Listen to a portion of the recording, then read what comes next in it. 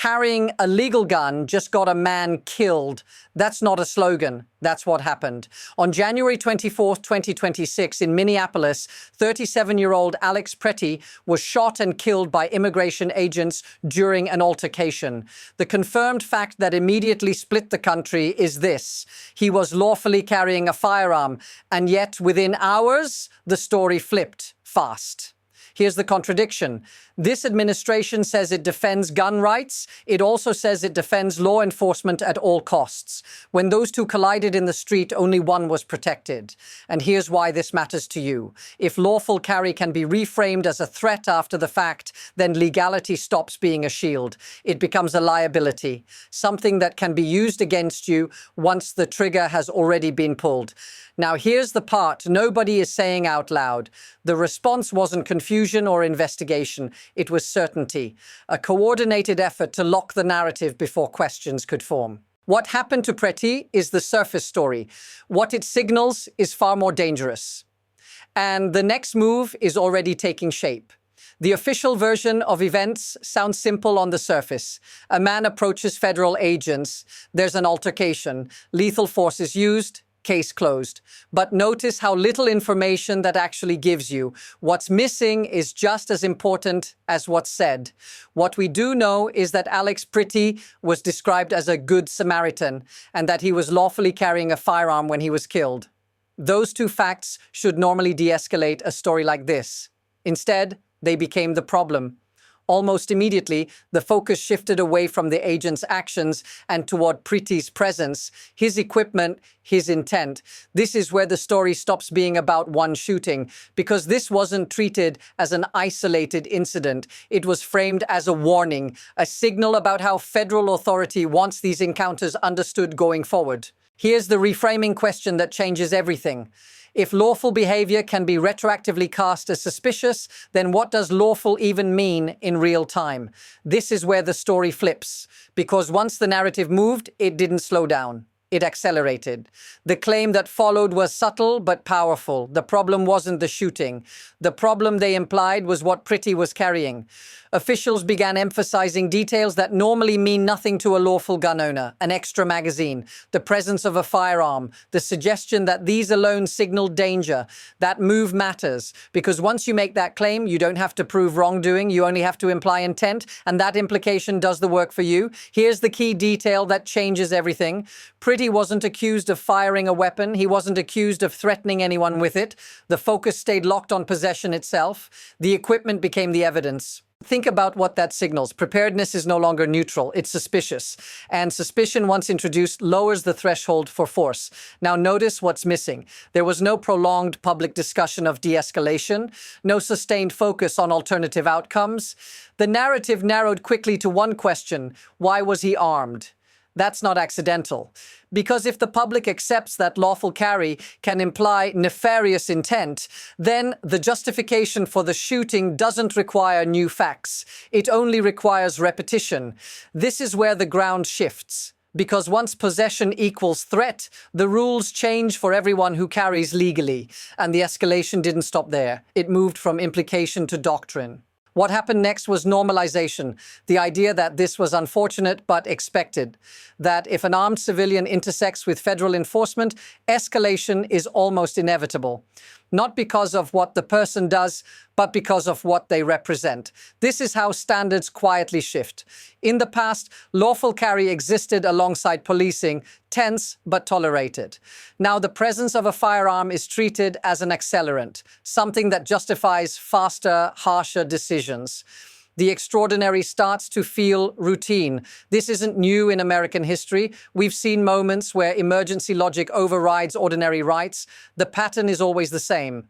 A crisis creates fear. Fear creates exceptions, and exceptions slowly become policy. Here's why that comparison matters. Once something becomes understandable, it no longer feels shocking. A civilian shot for carrying legally stops being a scandal and starts being a lesson. This is where the story flips again, because when lethal outcomes are framed as unavoidable, accountability evaporates. The question stops being, should this have happened, and becomes, what did he expect? That framing doesn't just defend the past, it conditions the future. And then the evidence got stronger, more explicit, and much harder to ignore. The escalation became unmistakable when the language turned blunt. A senior federal prosecutor publicly stated that if you approach law enforcement with a gun, there is a high likelihood they will be legally justified in shooting you. That wasn't a stray comment. It was a line in the sand. Read it carefully. It doesn't say threaten. It doesn't say fire. It says approach. The act of being armed becomes enough. Here's the contradiction that locks this in. At the same time this logic was being pushed, officials continued to insist they support the right to carry. The words stayed friendly. The rules did not. Rights were praised in theory while being nullified in practice. This is the line that permanently changes how you see the situation. If lawful carry justifies lethal force when it intersects with federal authority, then the right exists only until it's inconvenient. Notice what wasn't clarified. No clear boundary, no definition of safe distance, no standard for compliance, just a warning wrapped as realism. This is where the story hardens, because once that statement enters the record, it doesn't just explain one shooting, it establishes a precedent, a mental shortcut for future encounters. And once precedents form, they don't stay isolated, they spread, then everything started piling up at once. First, gun rights organizations reacted, but carefully. They condemned the prosecutor's statement, calling it dangerous. But notice how narrow the criticism was. The outrage targeted the comment, not the administration behind it. At the same time, senior officials stayed silent on their earlier claims. No walkbacks, no clarifications. The idea that lawful carry could signal threat was left hanging in the air, unchallenged. Then came the media push. Repeated appearances, repeated talking points, the same emphasis on equipment, the same suggestion that the situation left no real choice. Each repetition made the logic feel more settled, more inevitable. This is how control slips. Not through one announcement, but through speed. Before anyone can slow the story down, the framework is already set. Now watch how fast this escalates.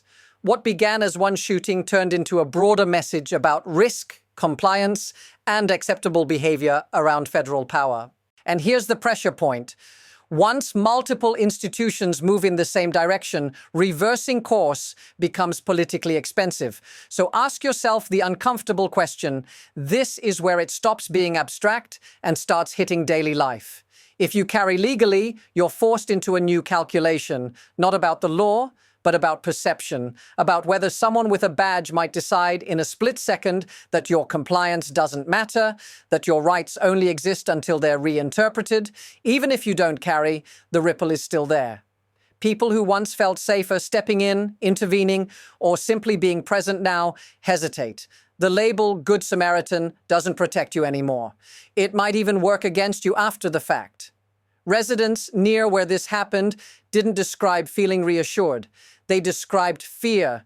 Fear that doing the right thing could still end the worst possible way. Fear that the rules are clear only in hindsight and only for the state. This isn't ideology. It's lived consequence.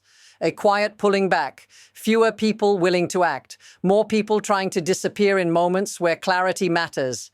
If this feels familiar, say so in the comments, because that feeling isn't accidental. It's the result of a system working exactly as designed.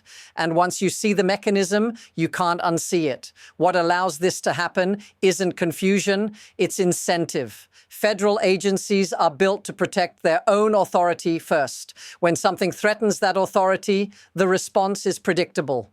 Control the narrative, narrow the options, shift scrutiny away from the state and onto the individual. Here's the unsettling insight.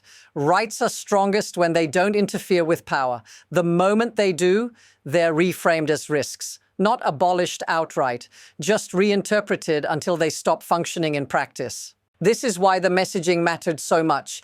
By suggesting that possession equals intent, the system creates flexibility for itself. It doesn't have to prove malice. It only has to suggest uncertainty. And uncertainty always favors the side with force. This isn't about one administration or one incident. It's about a recurring mechanism. Leverage fear, emphasize safety, and present the outcome as unavoidable.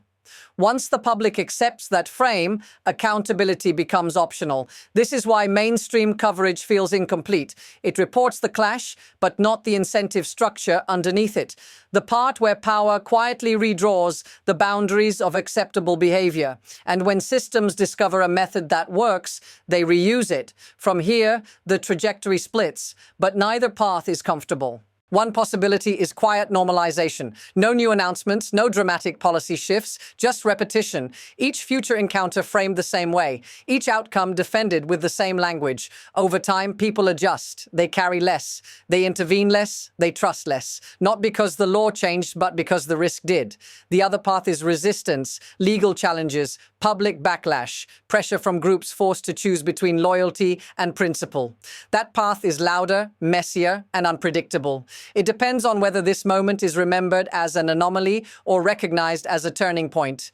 Here's the uncertainty that matters. Both paths can exist at once. Courts can push back while behavior on the ground keeps changing. Victories on paper don't always translate to safety in the street, and that's the momentum nobody can fully control. Once people internalize a new risk model, it's hard to reverse it. The next move isn't a law or a ruling. It's a choice made in real time by individuals deciding how visible they're willing to be. And that decision is already forming. What this story ultimately reveals isn't just a policy conflict, it's a power test. Alex Pretty's death exposed a fragile truth. A right can exist on paper and still fail you in practice. The moment it collides with federal authority, its protection becomes conditional. And that condition is control. The deeper insight is this: systems don't need to repeal rights to weaken them. They only need to make exercising them feel dangerous. Once fear does the work, enforcement becomes unnecessary. This wasn't just about one man in Minneapolis. It was about how fast a narrative can redraw the boundaries of acceptable behavior without a single vote being cast. If you want to understand where this goes next, you have to watch the gaps between what's promised and what's practiced. That's where the real story lives. Follow and subscribe if you want to stay ahead of it, because the next chapter won't announce itself. It will arrive quietly, and by the time it's obvious, it may already be too late.